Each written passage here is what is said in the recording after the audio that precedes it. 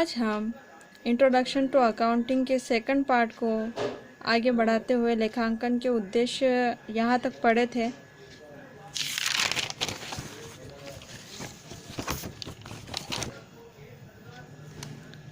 अब हम पढ़ेंगे आज समस्त आर्थिक लेन देनों का लेखा करना। यह भी लेखांकन का उद्देश्य है।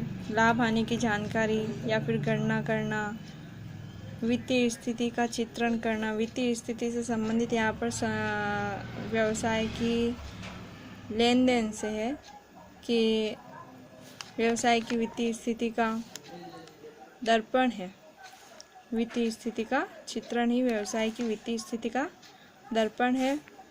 अगर हमें पता है कि व्यवसाय की वित्तीय स्थिति क्या है, कितना नुकसान है, कितना लाभ है, तो हम व्यवसाय को, इसी लेखांकन का प्रमुख उद्देश्य है व्यवसाय पर प्रभावी नियंत्रण, उत्पादन, विक्रय, लाभ हानि, लागत से संबंधित आंकड़ों से तथा वास्तविक आंकड़े, बजटेड आंकड़े, अन्य व्यवसायों के आंकड़ों से तुलना कर अंतरों की जानकारी प्राप्त करना ही प्रमुख उद्देश्य है।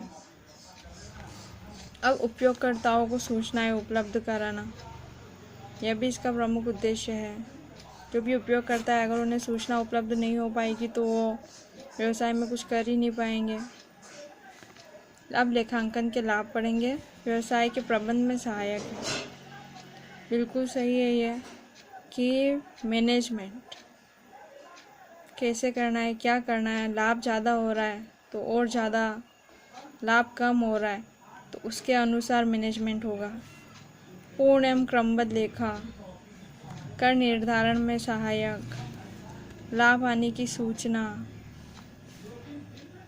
आर्थिक स्थिति का ज्ञान, वैधानिक मान्यता, व्यवसाय बेचने में सुविधा, तुलनात्मक अध्ययन, ऋण प्राप्त करना सुगम, धोखाधड़ी व जालसाजी की कम संभावना। यहाँ हमने लेखांकन के सभी लाभ पढ़े हैं और सभी लाभों को पढ़ने पर हमें यह सूचना मिलती है कि हमें ये सभी आवश्यक तथ्य जो है बहुत ज़रूरी है और इनको ध्यान में रखकर ही व्यवसाय को आगे बढ़ाना चाहिए। लेखांकन की सीमाएं, व्यक्तिगत निर्णय का प्रभाव, बिल्कुल सही है। यहाँ पर अगर आपके व्यवसाय में व्यक्तिगत निर्णय नहीं है तो वो आपके व्यवसाय पर बहुत प्रभाव डालेगा, है तो भी और नहीं है तो भी। संकल्पनाओं पर आधारित है। संकल्पनाएं जैसे अवधारणाएं होती है, मान्यता, मुद्रा मापन, वो अपूर्ण सूचना है। अगर लेखांकन में अपूर्ण सूचना है तो लेखा हो ही नहीं सकता। गुणात्मक सूचनाओं का अभाव,